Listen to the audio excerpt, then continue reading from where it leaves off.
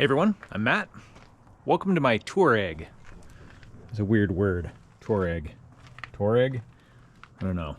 Well, in last week's video, you guys saw that I bought this Volkswagen Touareg, and I intend to take it on this year's overland trips. It wasn't terribly dirty, but it wasn't terribly clean either. I've pulled the floor mats out. You can see it's got junk kind of everywhere. And actually the worst of it is, I noticed under here, this is pretty bad. Yuck. And it doesn't smell too bad in here, but I do notice on the sunnier days there is a hint of pet smell. And you can see there's dog hair everywhere back here. And I do think that the previous owner smoked in here. I don't know why this is torn too. That's weird. Probably because of the battery replacement. Now the smoke smell isn't there all the time, but super frustrating because I asked him and he said no. And then of course when I got to the house there's cigarette butts everywhere, and it doesn't smell super bad inside of here. It's just, again, when the sun's out it smells. So we're gonna get rid of that today. So today we're gonna attempt to clean everything, get rid of any lingering smells, and make this thing pleasant to drive around in. Now, of course, one of the smell traps is this headliner probably. However, I'm not going to touch this. It's sagging really bad, and I have an appointment in a week and a half to have this replaced from a local upholstery shop. Yeah, so I'm not going to bother trying to clean that. But I am going to steam clean, shampoo, and wipe down pretty much every surface inside of the car.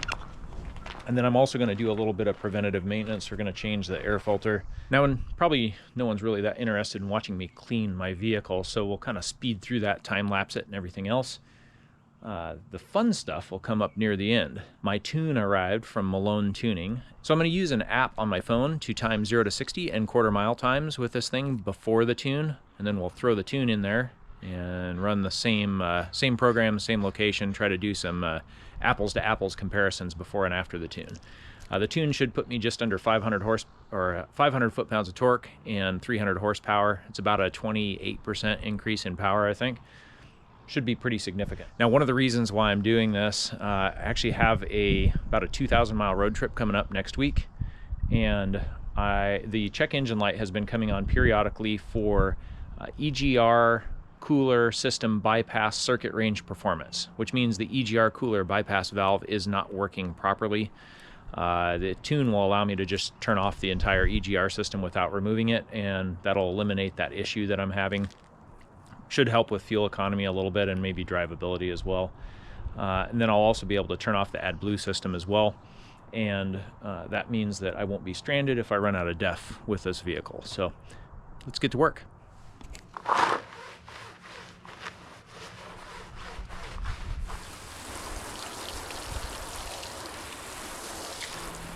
All right, let's see what we got back here.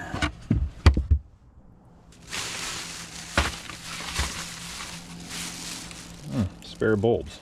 Nice. Hold on to those. Kind of cargo net thingy. It's probably specific to this vehicle.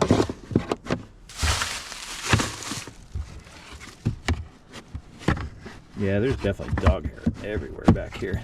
It'll be fun trying to get that out.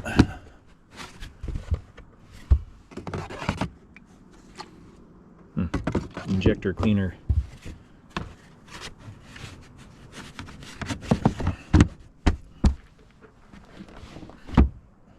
Yuck. Something oily feeling here. Yeah, there's like something must have spilled in here or something. Yuck. That's going to be fun to clean up. Well, one of the things I wanted to check is to make sure that the jack and all the tools for tire changing are here, and they definitely are. I got the tow eye and all that kind of stuff, so that's good. Glad to see that. Got my run flat spare tire right here. That's good. The DEF cap is loose. I don't know. I wonder if I'm spilling DEF in here. That'll be interesting. I'm not sure what goes there. I wonder if this car had an air compressor kit with it. Might have. Huh. Interesting. Well, I've got some space to store emergency supplies back here, I guess. Let's pull this thing out and see why the def cap is off of here. I don't know, I guess I just forgot to put it back on last time. I'll pop this back on here. With any luck, I will never be getting back into that compartment right there, because we're going to be deleting this today. I think I'll leave the spare tire out and try and clean all this gunk out of here. Yeah, I don't know, there's this nasty oily residue right here. I'm not sure what this is. It's not def. It doesn't really have a smell. Not really sure what it is. Something spilled back here.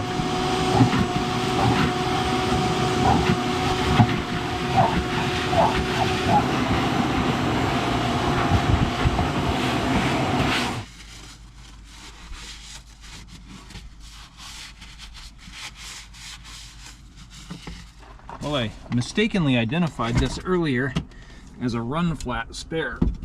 It is not. Has a valve stem on it. This is some kind of space-saving spare. Forgive me for not being an expert on these, but that makes this thing absolutely useless without an air compressor. I can see where it's designed to fold out and inflate into place, and it says inflate to 350 kPa max. I don't know, whatever that is, about 50 psi or so. So, yeah, this spare is useless on this vehicle, absent the factory air compressor. So, all right, good enough for under here. This is still oily here. Took some time to do some steam cleaning on this.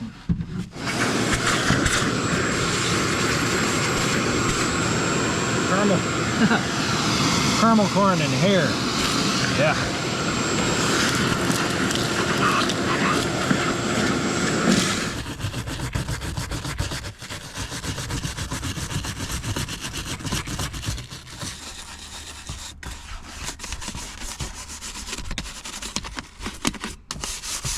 This is a nylon bristle brush.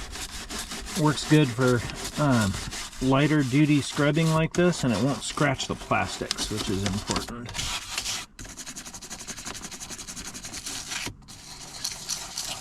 It helps get rid of the stubborn stuck-on stuff that the vacuum cleaner won't get off. So I'm just kind of loosening all that stuff up right now, so that the vacuum cleaner can pick up as much as possible, and then when we come in with the steam cleaner, hopefully that'll loosen up anything that this doesn't get. That should come out of there. Does it? Yeah, it definitely does, but it's glued in. Yuck.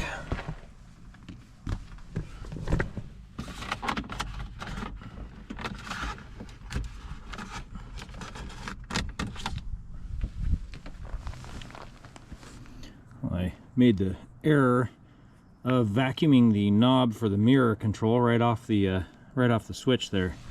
Had to cut open my vacuum bag and find it.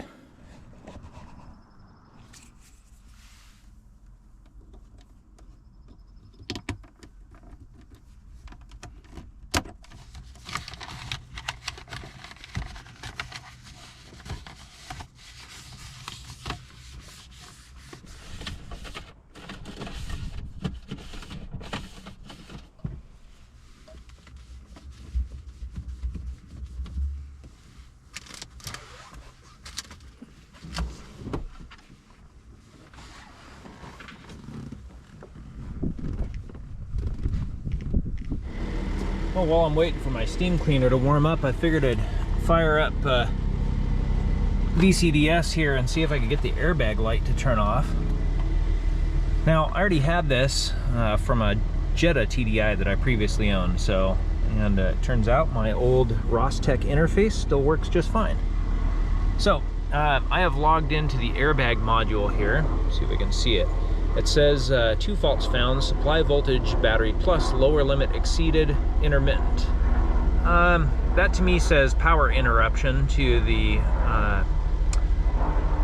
airbag module, and then airbag deactivation warning lamp, passenger side open or short to ground, intermittent on. That's interesting. I have noticed that that light does turn on when no one's sitting in the seat, and turns off when they're in there. So I don't know. I think that in this case, I'm just going to try and clear the codes. See, I've got my airbag warning on there. Let's try and just clear the codes. See if the airbag light goes off. Hey, look at that.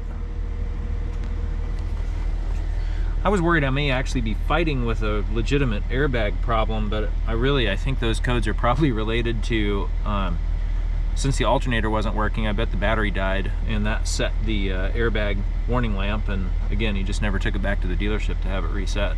That's my guess. Hopefully it doesn't come back on, but at this point, the dash is clear of warning lights.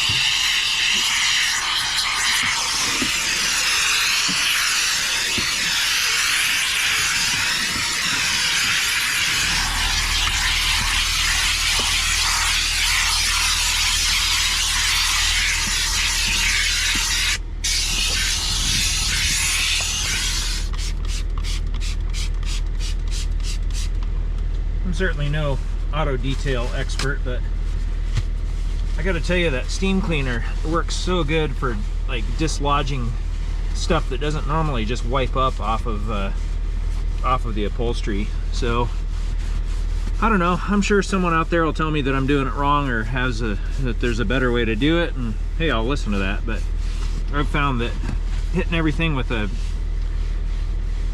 steam cleaner first and then following behind with a good wipe down with a protectant like Armor All or something like that. I'm using the Silk Shine from Chemical Guys. Doesn't seem to be quite as greasy as the Armor All is. And then shampooing all the upholstery after that. Really, the vehicle just seems so clean after that. All right, carpets are shampooed, upholstery is steam cleaned and protected. This piece still hasn't showed up yet. I know I said I was getting one from a wrecking yard, but I ended up not going there and ordering a cover. So that's not here yet. It's on its way. All the gunk and crumbs and buildup and stuff is gone. These cracks where the airbag is, that's just a dash defect. I'm actually going to try to fill these with a vinyl repair kit. It won't be perfect, but it'll look better than this. Failing that, I'll end up getting a dash cover for it. So.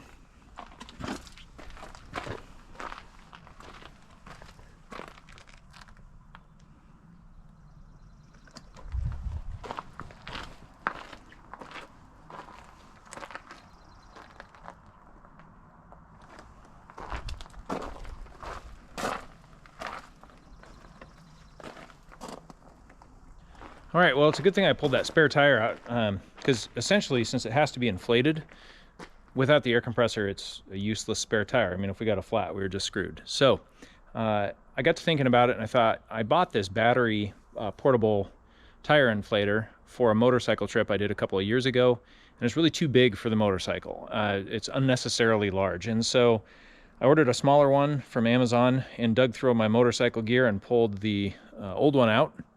And I just topped off the front tire to 50 psi with it. It works great. We're going to do the other one next. I'll show you how well it works. So the plan is I'll just keep this one inside the Touareg. You know, it charges just with USB, so I mean, it's an easy thing to keep charged.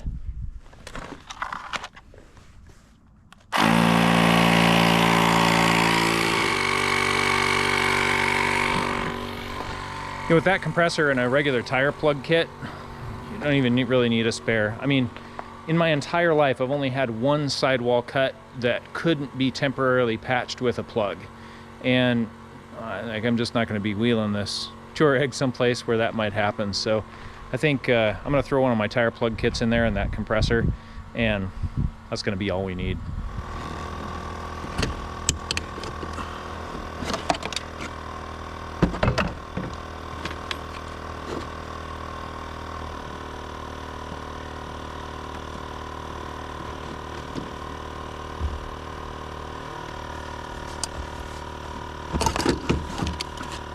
One of these days I'll try and find a replacement plug for that. The clip is broken on it, so I'm using that zip tie instead.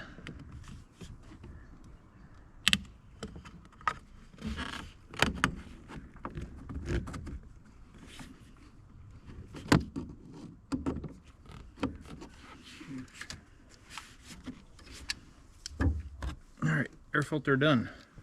One of the reasons I wanted to do this fuel filter before our upcoming trip is this engine uses a CP4, a Bosch CP4 pump, and they're known for spontaneously grenading. And when they do, they contaminate the whole fuel system with metallic particles, and it is a very expensive repair. I don't want a very expensive repair. Generally, if you run good fuel with some lubricity additive, they'll actually last a really long time, but I don't know how this vehicle's been treated.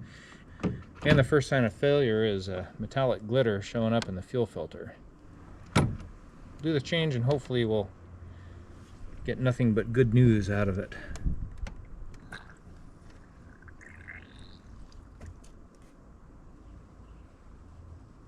Try not to spill fuel everywhere.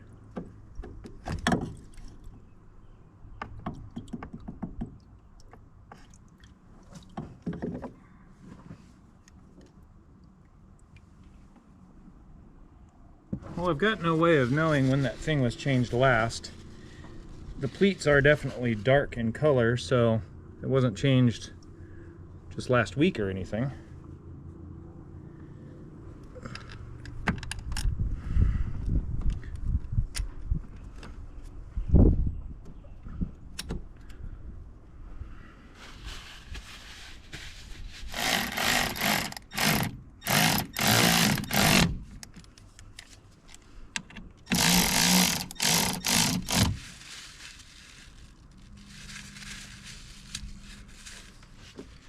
I'm looking in between the pleats here, maybe a little bit destructive, but I'm not seeing any kind of metallic debris anywhere in this filter.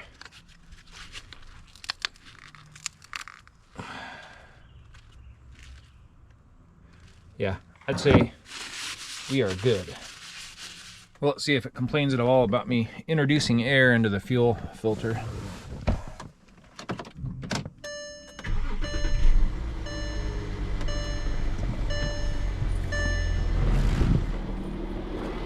Thing for leaks.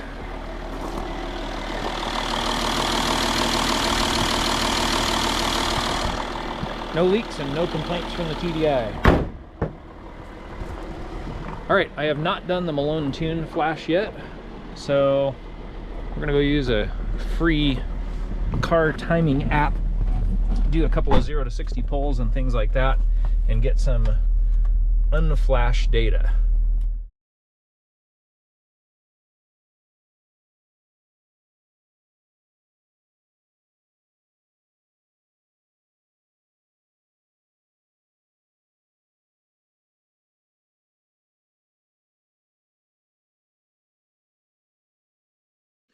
Alright, let's do this tune thing. I've got the TuneZilla app loaded up on my laptop.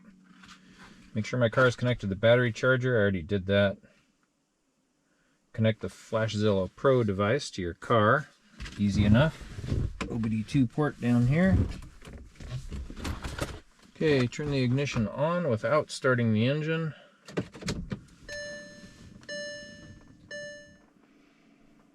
I had to log in and select the EGR delete and the SCR AdBlue DPF deletes, or DEF deletes, and uncheck the DPF delete because I still have the DPF in here that hasn't been deleted yet. So, alright, that took about 10 minutes, but it does say flash complete, flash stage 2, EGR off, SCR AdBlue delete. Shows a little car now next to that tune right there. Alright, let's take this thing for a test drive. Well, initial drivability I'd say is pretty much the same. The the engine has a more pronounced diesel combustion noise to it. There's a little bit more of a rattle when you lean on it.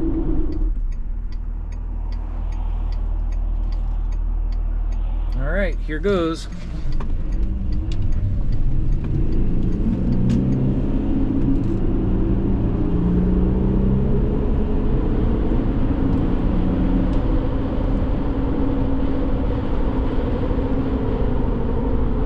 I actually think I'm going to run that one again, but I got 8.5 seconds 0 to 60 and 11.4 for the 8th mile, and it was noticeably more violent when I put my foot into it. Let's go back around and do this run one more time here. All right, here goes.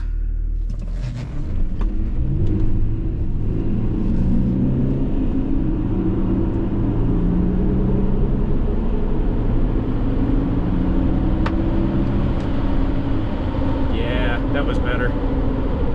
I hate to say it, but I chicken-footed it a little bit on the last run when I started off. It's just the car was so much more violent when I put my foot into it, I kind of let out.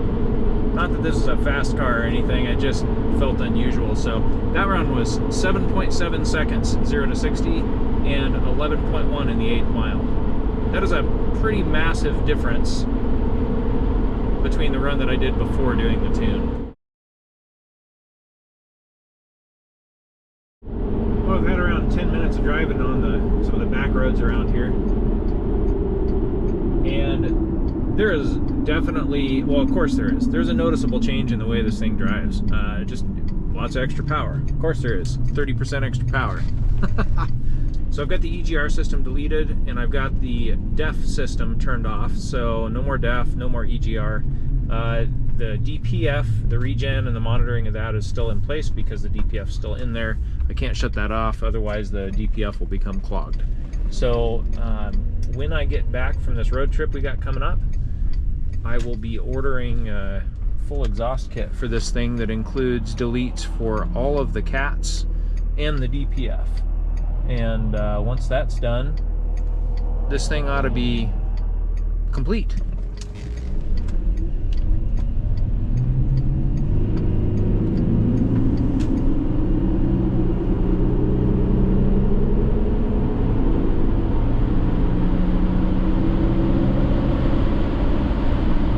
That's nuts. Just keeps pulling. I have to blur out my speedometer here. Well guys, thanks for watching. I appreciate it. We'll catch you guys on the next video.